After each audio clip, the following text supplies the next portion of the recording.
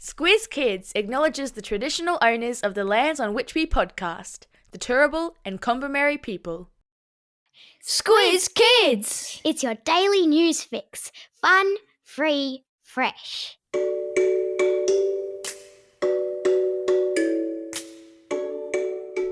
Hello and welcome to this very special edition of the Squiz Kids Q+A, the podcast where you, the kids of Australia, get to ask the questions.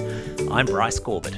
And joining us today in the Squiz Kids Q+A hot seat is none other than the former Australian Prime Minister herself, Julia Gillard. Julia was Australia's Prime Minister from 2010 to 2013. And if you can believe it, she was Australia's very first female Prime Minister, which 13 years ago was a very big deal, and still is to this day. There was a lot of news around at the time about how, by becoming Prime Minister, she had demonstrated that girls can do anything. Which, of course, they can, and had inspired a generation of little girls to believe that one day they too could rise to the highest office in the land. She's since left the Australian political scene and gone on to achieve all sorts of remarkable things internationally, and always flying the flag for girls and the importance of education. So, let's plonk her in this Squiz Kids hot seat and get her to answer the questions that you've sent in. Julia Gillard, welcome to Squiz Kids. I am delighted to be here, thank you. We are delighted to have you. It's such an honour. Now, Julia, before we jump into all the questions, you came to Australia as a 5-year-old, if I'm correct, with your family from Wales and went to primary school in Adelaide. What are your earliest memories of arriving in Australia and heading off to a new school in a new country? It must have been a bit scary. Yeah, I think it was a bit scary. I didn't go to school straight away. I was actually 4 turning 5 when we arrived. Right. So my earliest memory is of being in a migrant hostel, which was like a big camp that people who just migrated to Australia would go to. Wow. And that was scary because there were lots and lots of people around. Yeah. And then I went the next year to school, to Mitcham Infant School. And I remember the playground there, which was actually a lot of concrete. But when the bell rang, you had to stand still like a statue. And if you were very, very good, you'd get picked to ring the bell to get everybody back in classes. Yes, so that was very, very exciting. And of course, Mitcham Primary School is still there. The infant school I went to, which was just for the little kids, that's no longer there. It got merged into Mitcham Primary, but I did also go to Mitcham Primary. So I went to Mitcham Infant when I was in grade 1 and 2, and then in grade 3 I transferred to Mitcham Primary, and then when I got to be a bigger kid I went to Unley High School. And a shout out to all our listeners at Mitcham Primary and Unley High School. Now, of course, you rose to become Prime Minister of Australia. Now, a lot of our listeners come from migrant backgrounds too. What's the lesson here regarding the heights that you can aspire to? The lesson here is dream really big because you can do anything. I didn't dream of being Prime Minister when I was a child. The ambition to be in politics came to me later. But if you'd said to me when I was a child, you could be Prime Minister one day, I would have said, oh no, people like me from families like ours, we don't get to do things like that. And my life has proved that, yes, you do. So really think broadly, think of big things and don't be afraid to go after those very big dreams. Inspiring stuff, thank you. Now, I know you're a very busy woman and I really appreciate you taking the time to talk to us. Shall we jump straight in? Very happy to. Alrighty, and our first question comes from Millie, who's 11 years old and lives in Brisbane. Hi, my name is Millie. I am 11 years old and I live in Brisbane. I have 2 questions for Julia Gillard. My questions are, first, did you have a favorite teacher? Who was it? And second, and if you went back in time to time you were still in school, what would you tell yourself? Thank you. I did have a favourite teacher. When I was at Mitcham Primary, the deputy principal was a man called Mr. Crow. And even though he had the very important position of being deputy principal, he also taught us English. And he was one of those teachers that just made everything fun and interesting. And we got to write our own plays and perform the plays and read books and talk about books. And all of these years later, and it is a long, long time later, I'm still a big reader, and really a lot of that is about Mr. Crow and how inspirational he was. So a great teacher is an amazing person, and they stay with you for the rest of your life. Very true. And if I could go back in time, I would say, the big dreams are important. I thought when I was at school I'd like to be a teacher when I grew up, just because I saw teachers doing important things. Then over time, a friend's mother talked to me about going into the law. So I decided that sounded really good. So I studied law. And I think just keeping your mind open about what you can do and who you can be in the world is really important. Excellent advice. Our next question is quite topical, given what we've just been chatting about. It comes from 9-year-old Sanusi. Hi, my name is Sanusi. I am 9 years old and I live in Sydney, New South Wales. My question is, what made you or your parents migrate to Australia? They migrated simply because they saw a better chance of a good life in Australia. My father in particular thought that there would be, better jobs, more economic opportunities, more ability to build a family life. And my mother had always been a little bit more sceptical about going to the other side of the world. And this was in the days when, you didn't have FaceTime or Facebook or any of those things. You'd have to write back home on a little blue aerogram letter to get the news. So she was a bit more sceptical, but ultimately decided that, yes, it would be a great opportunity. And the other thing was, when I was really little, I was not very well. I was born with bronchial pneumonia, or I got bronchial pneumonia as a baby, which is a very bad cold chest condition which makes you very unwell.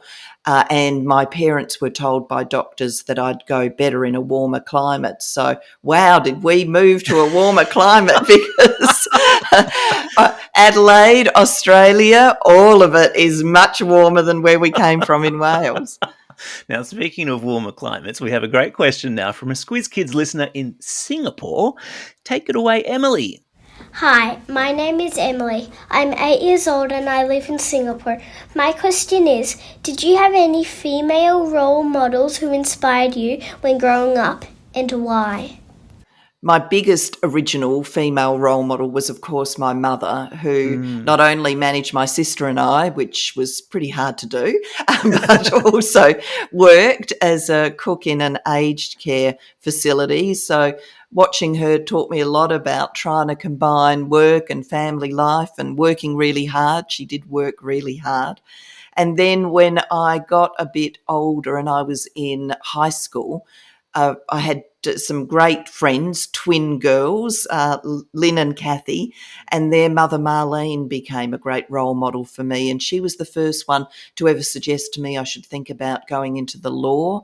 And she was just one of those women who'd had a lot of global lifetime experience. They were from South Africa, and she sort of opened my eyes to the fact that there was a bigger world out there than Adelaide, and to think about that world and where I should be in it. So she was a great role model.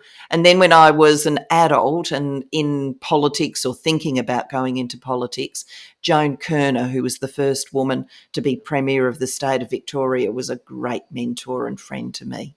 Fantastic. Now let's head back to Australia and to the outskirts of Sydney and Camden, where we find 9-year-old Leah. Hi, my name is Leah. I am 9 years old and I live in Camden in New South Wales. My questions are, Miss Gillard, how did you feel when you were elected as Prime Minister? And who was your favourite singer or band? Well, they're two very different questions. Covering all bases there, Leah. Yeah. When I became Prime Minister, it was in a rush, so I hadn't had all that much time to emotionally prepare for it. But my emotions were really about the weight of the responsibility. You get sworn in by the Governor-General, who was then Quentin Bryce, so the first woman to be Governor-General, swearing me in as the first woman to be Prime Minister. So the swearing-in ceremony does, give that sense to you that a big weight is coming down on your shoulders, because being Prime Minister is a very big job. But I also had this sense of elation that for the first time ever, our nation was going to have this image of two women, Governor-General, Prime Minister, and I really hoped that that would show to girls that they really could do anything in Australia, that no position was closed to them, and just because they'd always been done by men in the past didn't mean that they had to be done by men in the future.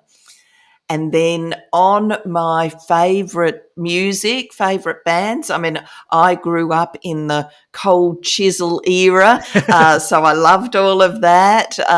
Bruce Springsteen, Nice. Annie Lennox and the Eurythmics. Yes, All good, of the yeah. kids are going to go and have to ask their parents or even possibly their grandparents about what I'm talking about. We might stick some links in the episode notes to some YouTube clips from these, some of these old favourites. They're some of my old favourites too, for the record. But there you are. That places us, doesn't it?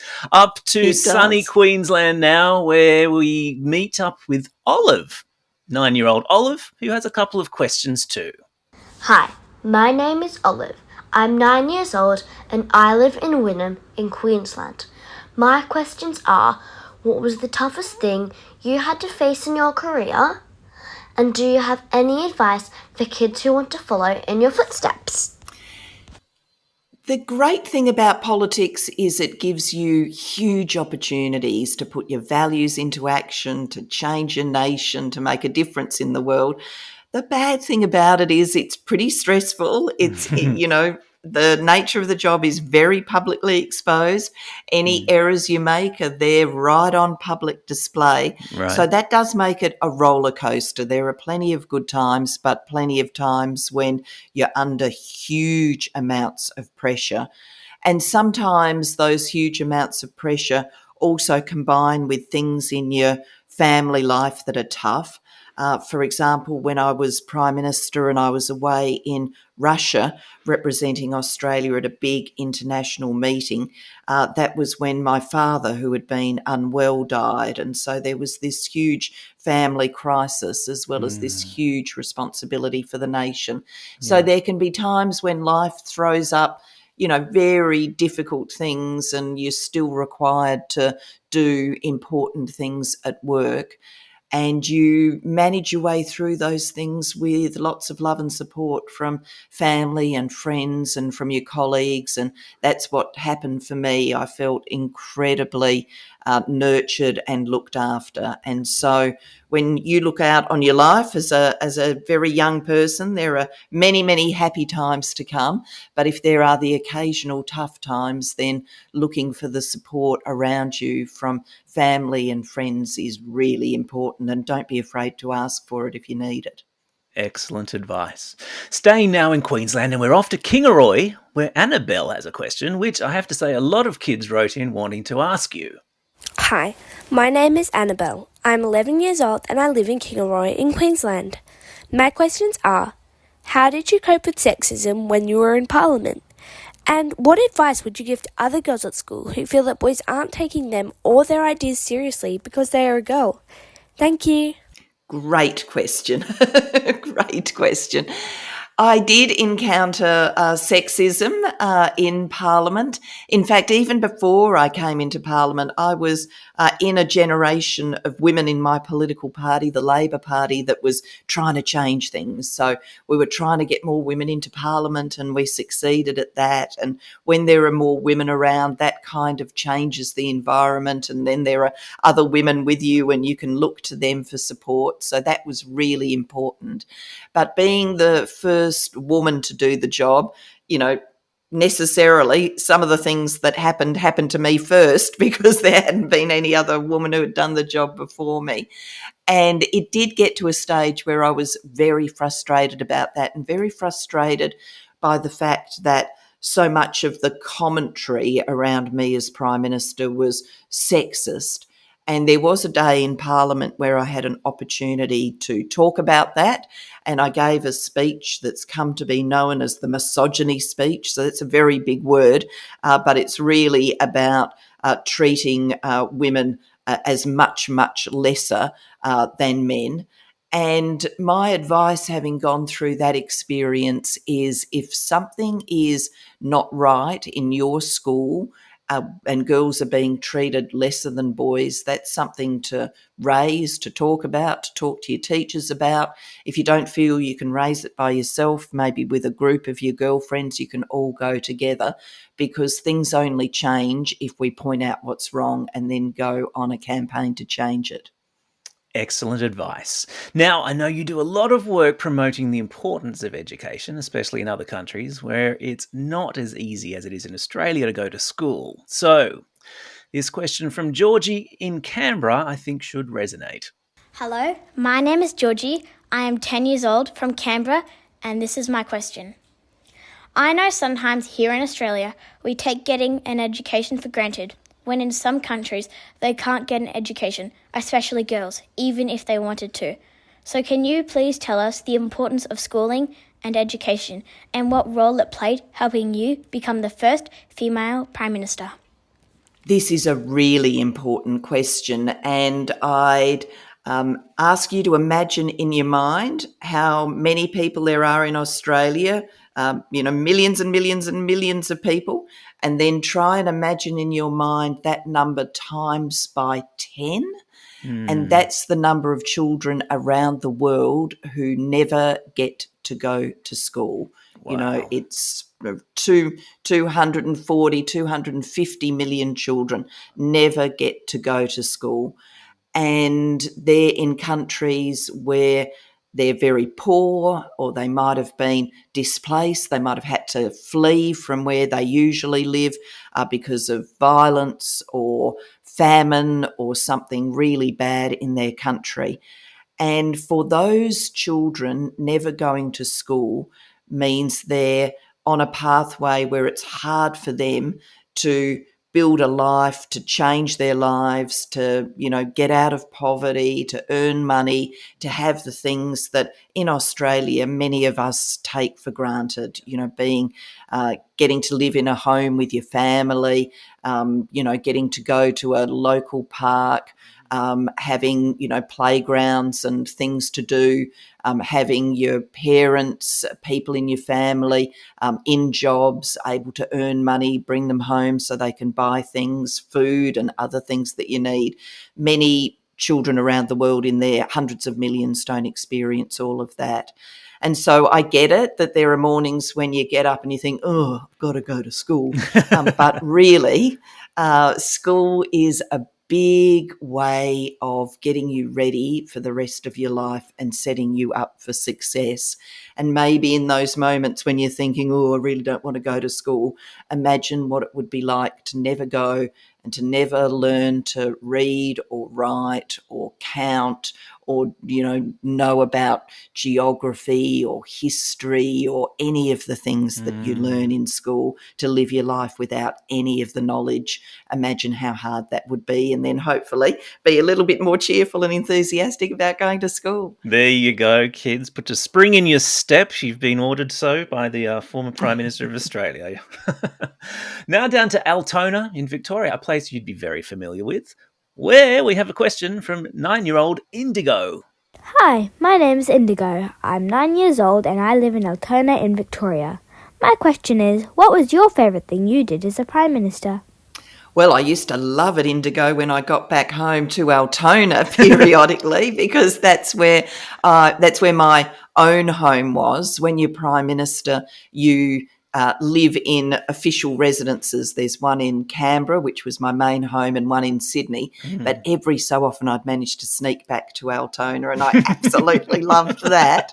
But doing the job as Prime Minister, the happiest times for me was when we'd been working on something really nation-changing, and it would just take so much work, hundreds and hundreds and hundreds of hours of thinking and writing and reading and having meetings and trying to make this big thing happen. And then you'd get to the stage that it was done, and they were the happiest moments for me. So when we did things like got through the Parliament, what's come to be called the National Disability Insurance Scheme. So it's a better way of helping out adults and kids with disabilities. It was that moment where you could say to yourself, wow, that's truly, launched now. It's definitely going to happen. They were the most joyful times. Wonderful. All right, we're almost at the end. How are you going there in the Squiz Kids hot seat? Not too many curly questions from these kids, I hope. I'm going okay so far. Second last question, which perhaps needs a little bit of context. Felix from Maruka has a question about misinformation and social media after his class has recently completed Newshounds, which is Squiz Kids' free media literacy program for primary school kids. Hi, my name is Felix and I'm 9 years old and I live in Maruka. We have been doing the Squiz Kids Media Literacy Program, Newshounds in class, where Squizzy the Newshounds teaches us to stop, think and check before believing anything we see online. How important is it to be on the lookout for misinformation when we're online? Well, Squizzy is giving you some very, very, very good advice, and Newshounds is a terrific program. What we see online, and sometimes in just the traditional media, in our newspapers, on our TV bulletins, it's not always right. And sometimes it's not right just because people are human and people make mistakes. And when big things have happened in the world, often it's hard to get, quickly. They want to get the news to you quickly, which is understandable, but it's hard to quickly get everything right because situations are fast moving. So sometimes people have just made mistakes. But in the world we live in with online media, sometimes people are deliberately putting fake things there because they've got a particular view of the world, they're trying to get other people to think the same way, and even though it's wrong, they try and shape views by putting fake things there. And the way the technology's going, that's going to get more and more and more over time, and the nature of the fake things are going to get more and more sophisticated. So it will be harder to spot what's really true and what's not right. And so the more thoughtful you can be about what you see online, read it, think about it. Does it really sound like it's right? Does it sound odd? Is something, raising the hair on the back of your neck making you think that's not right?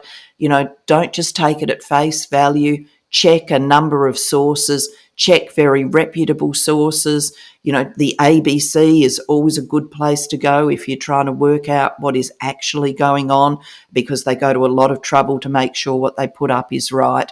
And then you will at least know whether what you're seeing are facts or opinions. And listening to other people's opinions is important too, but it's vital to not confuse facts with opinions. You know what the facts are, and then you can read other people's opinions and make up your own mind. Excellent advice. Now, finally, a great question from Hudson in Canberra. Hi, my name is Hudson, and I'm 9 years old, and I live in Canberra. My question is, I have ADHD and it can be hard to focus sometimes, but other times I can focus really good. I was wondering if you ever wished you had a superpower like mine. And if so, what superpower do you wish you had? Oh, if I could have a superpower, I'd like to be able to click my fingers and just turn up in a different place. It sounds like somebody who does a lot of international travel. I do a lot of travel. The nature of Australian politics is you do a lot of travel. You're always going around the country, which is absolutely fabulous because you get to meet lots and lots of people in very different communities. But all of the, trains, planes, automobiles, all of that in between, that can get a bit wearing. So wouldn't it be nice to just be able to click your fingers and go, oh, I'm in Sydney today meeting some really exciting people. Oh, now I'm going to click my fingers and a second later, here I am in Perth meeting some new exciting people, and then click your fingers again and be in London. Wouldn't that be nice? I'd love that superpower. That would be the best superpower. And all to all the very clever Squiz kids out there, the aspiring scientists and inventors of the world, if you can start working on teleportation, both Julia Gillard and myself would appreciate that enormously. Well, that's very grateful. Well, that is what we in the industry call a wrap. Julia Gillard, thank you so much for joining us here on Squiz Kids. It's been great to have you. It's been wonderful to be with you, and what fantastic questions. Thank you. They are such clever kids, aren't they? Now, listeners, if this is the first time you've stumbled across us during the school term, Squiz Kids is a daily news podcast made just for kids. A kid-friendly take on the big news headlines. Fun, free, fresh. And teachers, don't forget about New Sounds, our free media literacy resource, teaching primary school kids how to spot misinformation when they come across it online. It's an 8-part podcast series with accompanying classroom workbook and a teacher manual currently being trialled by no fewer than 1,750 schools around the country. Check it all out at squizkids.com.au or simply subscribe to Squiz Kids in your favourite podcasting app. For now, this is Bryce Corbett signing off, and as is customary with our Q&As, we're going to ask our special guest to do the traditional Squiz Kids sign-off. Now get out there and have a most excellent day. Over and out.